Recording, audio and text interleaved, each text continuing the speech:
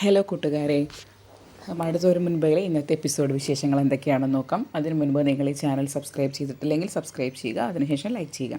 അങ്ങനെ ശിവശങ്കരൻ അലീനയെ കാണാൻ വന്നിരിക്കുകയാണ്. ഹരിയെ രക്ഷിക്കേണ്ട കാര്യത്തിൽ ഹരിയെ പോക്സോ കേസിൽ നിന്ന് ഒഴിവാക്കാൻ വേണ്ടി അലീനയുടെ സഹായം തേടാനാണ് ശിവൻ വന്നിട്ടുള്ളത്.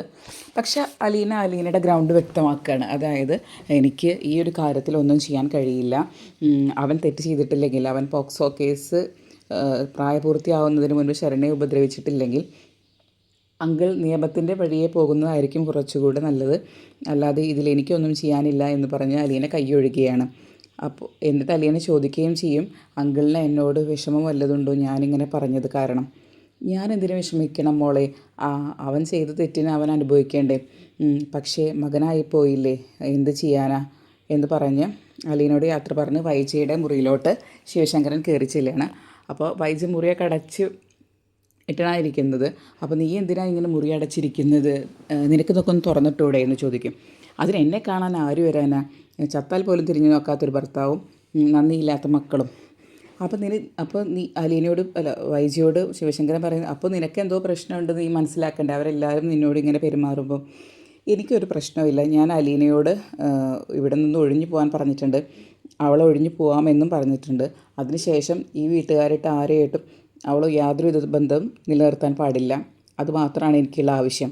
അപ്പോൾ ശിവശങ്കരൻ പറയും, അത് അവൾ എന്നോട് പറഞ്ഞു, അവൾ ഒഴിഞ്ഞു പോകാമെന്ന് എനിക്ക് ഉറപ്പ് തന്നിട്ടുണ്ട്.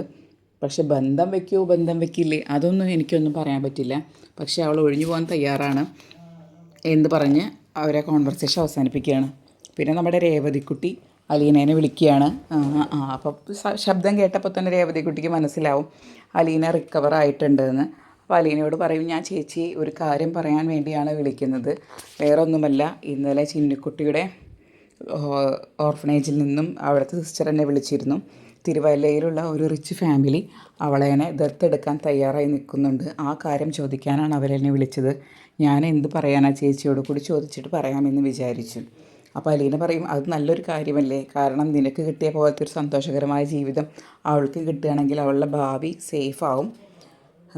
സിസ്റ്റർ അവരെക്കുറിച്ച് അന്വേഷിച്ചോ, എന്താണ് അവർ പറയുന്നത്? അവരെക്കുറിച്ച് അന്വേഷിച്ചപ്പോൾ നല്ലതാണ് അറിഞ്ഞത്, അപ്പോൾ അതാണ് അവരെ നമ്മളെ വിളിച്ച് പറഞ്ഞത്, ഇന്നലെയും അവർ വിളിച്ചിരുന്നു എന്ന് പറയും. അലീന പറയും, എന്തായാലും പെട്ടെന്നൊരു തീരുമാനമെടുക്കാൻ വരട്ടെ, ഞാൻ എന്തായാലും ഒന്നുകൂടി അസുഖമൊക്കെ മാറി ഒന്ന് റിക്കവറായി കഴിഞ്ഞ് നമുക്ക് ഇതിന് പതിയെ ഒരു തീരുമാനം എടുക്കാമെന്ന് പറഞ്ഞ് അവർ പിന്നെ ചേച്ചിയും അനിയത്തിയും കുറേ കുശലമൊക്കെ പറഞ്ഞ് അത് അവിടെ അവസാനിക്കും.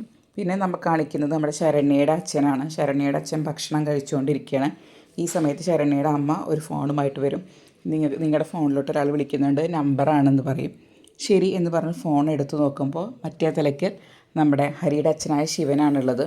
ശിവൻ പറയും, എൻ്റെ പേര് ശിവശങ്കര മേനോൻ, ഞാൻ നിങ്ങൾ ആദ്യമായിട്ടാണ് സംസാരിക്കുന്നത്, നിങ്ങളോട് ഞാൻ പറയുന്നത് മുഴുവനായിട്ട് നിങ്ങൾ കേൾക്കണം, അതിന് മുൻപ് നിങ്ങൾ ഫോൺ വെക്കരുത്.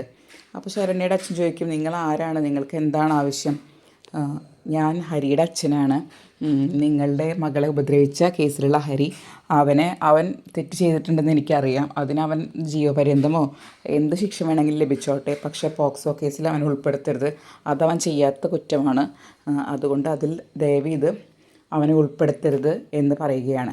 അപ്പോൾ അത് കേട്ടതോടുകൂടി ശരണ്യയുടെ അച്ഛനാകെ ദേഷ്യം പിടിക്കും. ശരണ്യയുടെ അച്ഛൻ പറയും, ഞങ്ങൾ അവനെ എല്ലാ കേസിലും ഉൾപ്പെടുത്തും, കാരണം അത്രയ്ക്ക് അനുഭവിക്കുന്നുണ്ട് ഞങ്ങളും ഞങ്ങളുടെ മകളും, അതുകൊണ്ട് നിങ്ങൾ അത് പറഞ്ഞു വരണ്ട, നാണമുണ്ടോ നിങ്ങൾക്ക് എൻ്റെ അടുത്ത് ഇത് വന്ന് പറയാൻ എന്നൊക്കെ പറഞ്ഞ് ശിവശങ്കരനെ ഒരുപാട് വഴക്ക് പറഞ്ഞതിന് ശേഷം ശരണ്യയുടെ അച്ഛൻ ഫോൺ കട്ട് ചെയ്യും.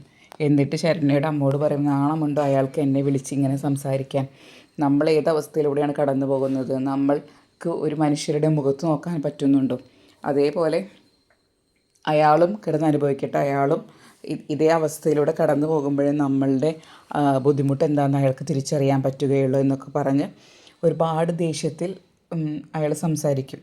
അപ്പോൾ ശരണ്യയുടെ അമ്മയും പറയും, ശരിയാണ്, നമ്മൾ ഒത്തിരി വിഷമിക്കുന്നുണ്ട്, കാരണം ഒരാളുടെ മുഖത്ത് പോലും നമുക്കൊന്ന് നോക്കാൻ പറ്റുന്നില്ല, ആൾക്കാരൊക്കെ നമ്മളെ ഒരു പ്രത്യേക തരത്തിലുള്ള ജീവികളെ കാണുന്നത് പോലെയാണ് കാണുന്നത് എന്ന് പറഞ്ഞ് അവർ കുറേ ദുഃഖം പങ്കുവയ്ക്കും. അത് കഴിഞ്ഞതിന് ശേഷം ഇനി വളരെ ഇമ്പോർട്ടൻ്റ് ആയിട്ടുള്ളൊരു സീനാണ്, കാരണം രോഹിത്തിനെ തിരിച്ച് കയറ്റാൻ രോഹിത്തിൻ്റെ കോളേജുകാർ സമ്മതിച്ചിട്ടില്ല, പ്രത്യേകിച്ച് ഡിസിപ്ലിനറി കമ്മിറ്റിയിലുള്ള രോഹിത്തിൻ്റെ മാനേജറായ പള്ളിയിലച്ചൻ. അപ്പോൾ അവരെ കാണാൻ വേണ്ടി അലീനയും രോഹിത്തും കൂടി പോവാൻ തയ്യാറെടുക്കുകയാണ്.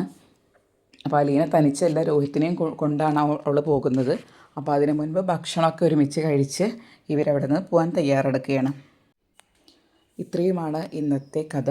സീരിയൽ ലോകത്തെ വാർത്തകളും വിശേഷങ്ങളും നേരത്തെ അറിയാൻ ഇന്ന് തന്നെ നിങ്ങൾ ഈ ചാനൽ സബ്സ്ക്രൈബ് ചെയ്യുക. കൂടാതെ ഈ ചാനലിൽ കയറിയിട്ട് മറ്റുള്ള വീഡിയോകളും കണ്ട് സഹായിക്കുക. താങ്ക്